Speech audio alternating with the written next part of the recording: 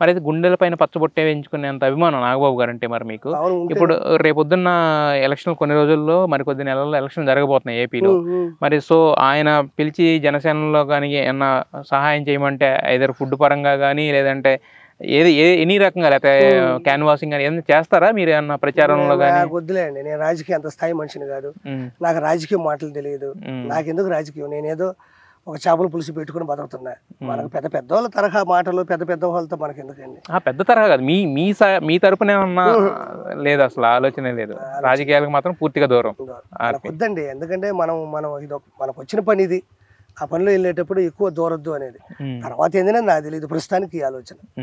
అయితే మీరు యాక్చువల్గా ఇండస్ట్రీకి వచ్చినప్పుడు ఏంటంటే ఒక డైరెక్టర్ అవుదామని వచ్చారు, కమెడియన్ అవుదామని ఎవరో అంటే మీరు అనుకోలేదు, ఒక డైరెక్టర్ అవుదామని వచ్చారు, ఒక సినిమా కూడా ఓపెన్ చేయడం అనేది కూడా జరిగింది కదా.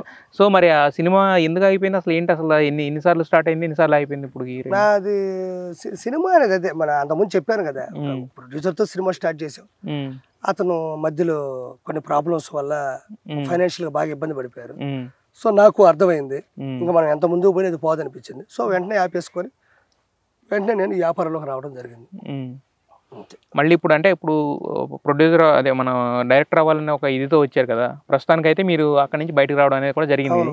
మళ్ళీ ఫ్యూచర్లో అంటే ఇప్పుడు ఈ చేపల పులుసు ఈ బిజినెస్ ఇది బాగుంది కానీ దీంట్లో కంటిన్యూ అయిపోతారా లేదంటే మళ్ళీ? ఇది ఏంటంటే ఒక పార్ట్ టైం చేపల పులుసు అనేది మనకు ఒక ఇది ఇండస్ట్రీ సంబంధం లేనిది కాబట్టి, సో ఇది ఉన్న రోజులు ఇది చేస్తాను. దీనికి ఒక లైఫ్ ఉంది, దీన్ని కాపాడుకుంటూ భవిష్యత్తులో డైరెక్షన్ అలాంటిది ఏదైనా వేరే చేస్తాను, ఇండస్ట్రీలోనే కంటిన్యూ అవుతారు మొత్తానికి. అయితే యాక్చువల్గా మరి జబర్దస్త్లో అప్పటికి మీకు పెద్ద వివాదం నడిచింది కదా, అదే అంతా పూర్తిగా క్లోజ్ అయిపోయినట్టేనా? క్లోజ్ అప్పుడే అయిపోయింది కానీ నేను అందుకని దాని గురించి అసలు ఎక్కువ మాట్లాడలేదు. ఎందుకంటే ఆ రోజు జరిగిన విషయాల్లో ఒకరికొకరు వాదోపవాదాలు జరిగినాయి, ఎవరు విశ్లేషణ వాళ్ళు చెప్పారు, నా విశ్లేషణ ఏంది అనేది జనాలు చూశారు. ఫైనల్ గా కూడా కామెంట్లు పెట్టారు అది ఏంటి అనేది. అయితే ఫైనల్ గా మీ విశ్లేషణ ఇంకోటి కూడా ఉంది కదా, యాక్చువల్ గా వాళ్ళు వచ్చిన తర్వాత మీరు అది వాళ్ళు వచ్చి చెప్పిన తర్వాత మళ్ళీ మాట్లాడిన తర్వాత ఇంకెవరు రాలేదు కదా దాని దగ్గర నుంచి. అంటే ఏంటి అది ఒప్పుకున్నట్టేనా తరపున మొత్తం టోటల్ గా? ఎలా చూడాలి దాన్ని మనం? మీరు ఎలా చూసారు దాన్ని? ఎందుకు దాన్ని ఫుల్ స్టాప్ పెట్టి? నేను వెళ్ళాను, వాళ్ళు వచ్చారు, నేను మళ్ళీ వెళ్ళాను, మళ్ళీ వాళ్ళు ఇంకా రాలా, ఫుల్ స్టాప్ నాతోనే అయిందిగా. అదే ఫుల్ స్టాప్ పెట్టారంటే ఇంకా ఒప్పుకున్నట్టేనా అవతల సైడ్ అనుకోవాలా మనం? అది లేదా ఎలా చూడాలి దాన్ని అంటున్నా. అది వాళ్ళ ఇష్టం అంతే, నేను చెప్పాల్సిన వర్షన్ నేను చెప్పాను, జనాలు ఎంతవరకు తీసుకుంటారు లేకపోతే పోతారు. అంటే మీకు ఆది రామప్రసాద్ వీళ్ళందరూ ఫస్ట్ నుంచి మీతో కలిసి తిరిగారు, వాళ్ళకన్నా మీరు ముందెళ్ళారు యాక్చువల్ జబర్దస్త్కి, ఆది కన్నా ముందు తర్వాత జాయిన్ అయ్యారు కదా. మరి వాళ్ళు వచ్చి అన్ని చెప్తున్నప్పుడు అంటే మీకు ఒకటి అక్కడ వాళ్ళకి నాకు శత్రుత్వం జీరో. అవును, అదే ఒక సంస్థలో వాళ్ళు ఉన్నప్పుడు సంస్థకు సంబంధించినటువంటి ఆలోచన అవలంబనలో వాళ్ళు వచ్చారంతే. నేను ఆ ఇంటర్వ్యూలో కూడా ఈ రోజు వాళ్ళ ఎదురుకు వచ్చి నేను ఒక మాట కూడా తప్పుగా అనలే.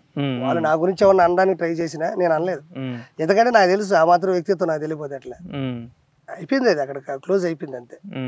నా జోలికి వాళ్ళు రాలేదు, నేను నాకున్నటువంటి బాధ, నాకున్న భయం నేను చెప్పాను.